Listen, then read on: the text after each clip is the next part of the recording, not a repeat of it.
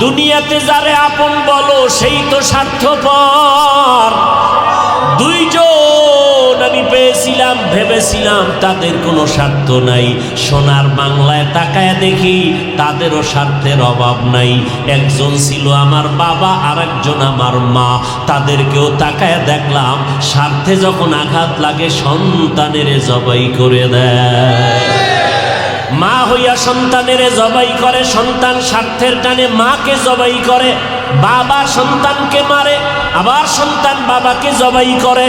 বুঝা গেল দুনিয়ার সবাই স্বার্থপর, একমাত্র আমার আল্লাহ যার কোনো স্বার্থ নাই। আমার আল্লাহ যদি স্বার্থপর হইতেন, যারা আল্লাহর দেওয়া পানি, আল্লাহর দেওয়া চাঁদের আলো, সূর্যের আলো, আল্লাহর দেয়া বাতাস, আল্লাহর দেয়া জমিনের ফল ফসল আর গাছের ফল খাইয়া আল্লাহর হুকুম মতো চলি না, নামাজ পড়ি না, রোজা রাখি না, পর্দা করি না, আমার আল্লাহ যদি স্বার্থপর হইতেন, আমার আল্লাহ ঘুমের মধ্যে সব আল্লাহর দুশ্মনগুলো মেরে ফেলতেন। আল্লাহ বলে না না, আমি জানি আমার দেওয়া পানি পান করিয়া বান্দা চলো, আমার দেওয়া সব নিয়ামত তুমি ভোগ করো, নদীর মাছ খাও, গাছের ফল খাও, জমিনের ফসল খাইয়া চলো। আমি আল্লাহ তোরে ঘুম থেকে না উঠাইলে উঠতে পারো না, এরপরও যারা আমার হুকুম মানো না, আমি আল্লাহ বেজার না, বরং আমি আল্লাহ তোকে ডাকতেছি, আয় আয়, তওবার দরজা দিয়া ডাকতেছি। আমি মুয়াজ্জিনের লাগায়া দিছি ডাকো, ফজরের সময় ডাকে, আসসালাতু খায়রুম মিনান নাউম,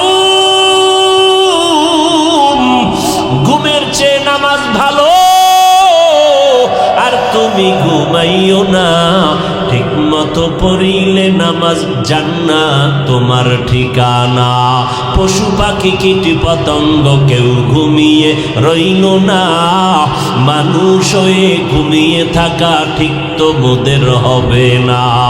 আহাতে মন কঠিন দিনেতে নামাজ তোমায় ভুলবে না, ঠিক মতো পড়িলে নামাজ জান্নাত তোমার ঠিকানা। আমার প্রাণের ভাই বোনেরা জলদি করে উঠে যাও, ওযু করে তাড়াতাড়ি নামাজ পড়তে লেগে যাও। নবী বেনামাজির শাফাআত করিবেন না, ঠিক মতো পড়িলে নামাজ জান্নাত তোমার ঠিকানা।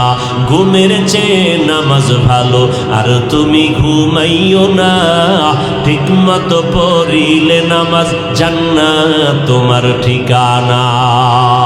আল্লাহ বলেন আমি রাগ না করিয়া বারবার ডাকলাম, আসো ফজরের নামাজে, যদি সেজদায় যাও পেছনের সব গুনাহ মাফ। ফজরে পাই নাই, আমি আল্লাহ বেজার না। আবার জোহরের সময় ডাক দেওয়ার ব্যবস্থা করলাম, জোহরের নামাজে মসজিদে হাজিরা দাও, পেছনের গুনাহ মাফ হয়ে যাবে। জোহরের নামাজেও তোমাকে পাই নাই, আমি আল্লাহ আবার আসরে ডাক দেওয়াইলাম, আসো হাইয়া আলাস সালাহ, আসরেও তুমি হাজিরা দাও নাই, আমি আল্লাহ রাগ করি নাই।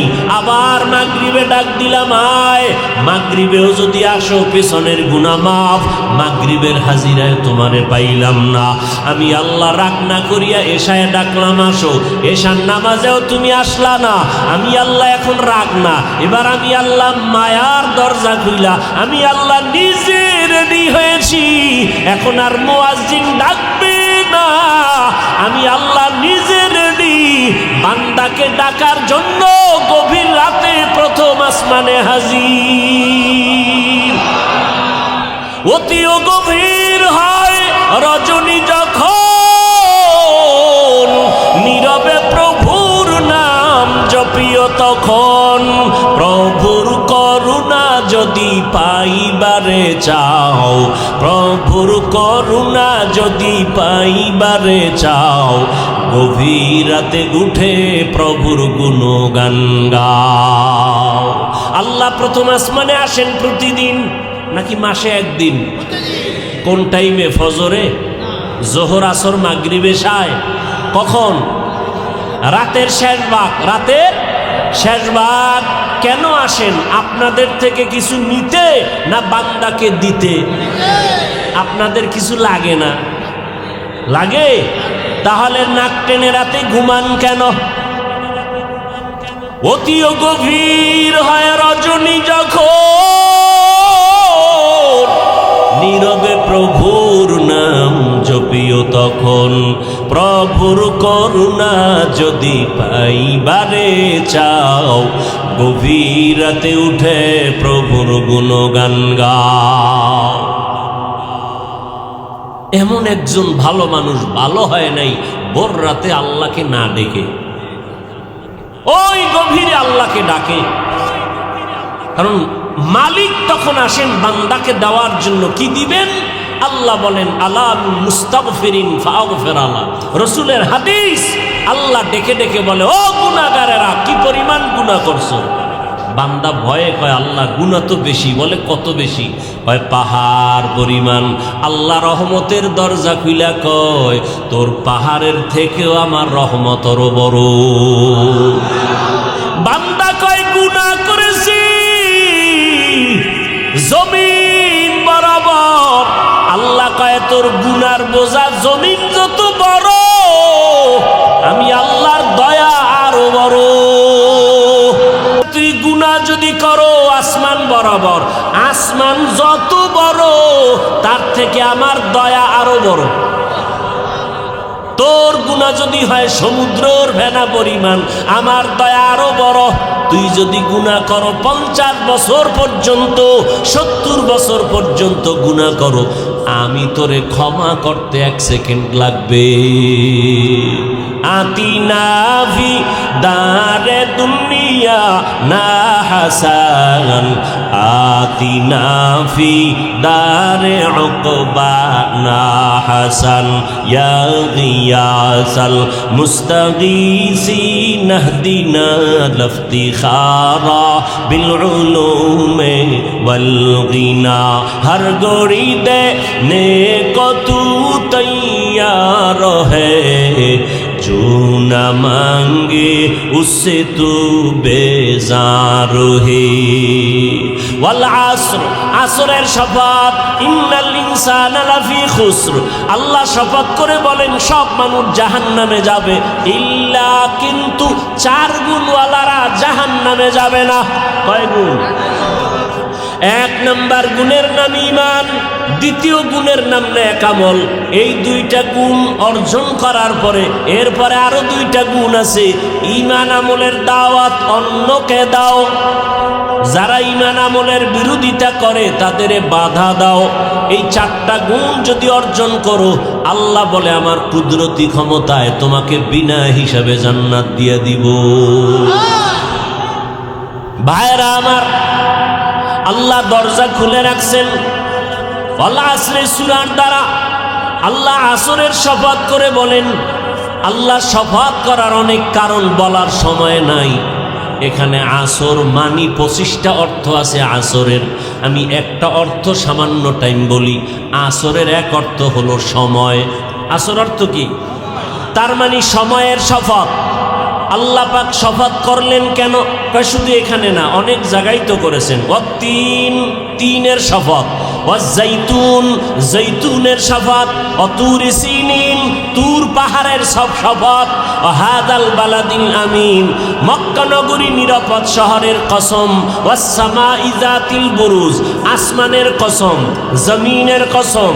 আল্লাহ তাআলা সূর্যের কসম করেন। ওয়াশ-শামসি ওয়া দুহাহা ওয়াল কমারি ইযা তালাহা ওয়ান নাহারি ইযা জাল্লাহা ওয়াল লাইলি ইযা ইয়াগশাহা ওয়াদ-দুহা ওয়াল লাইলি ইযা সাজা। আল্লাহ বারবার কসম করেন। আসরের শপথ, আল্লাহ যেই জিনিসের উপরে শপথ করেছেন জিনিসটা বড় দামি। বলে তিনের কসম করেছেন, তিন ফলটা বড় দামি। জৈতুনের কসম করেছেন, জৈতুন তেল বড় দামি। আল্লাহ তাআলা তুর পাহাড়ের কসম কাটছেন, তুর পাহাড় বড় দামি। যেখানে দাঁড়াইয়া দাঁড়াইয়া মুসা নবী ডাইরেক্ট আমার আল্লাহর সাথে কথা বলতে। जिंदगी में बंदगी तू करना है,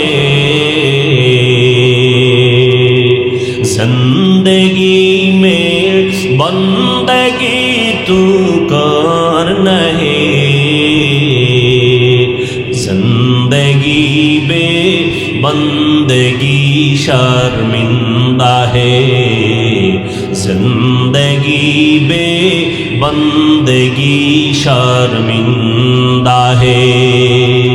खराब लगे अपना दुनिया में हो दुनिया का तलबगार ना हो, बाजार से गुजर हो खरीदार ना हो। ये दुनिया एक मिसल कागज फूल है, ये दुनिया एक मिसल कागज फूल है।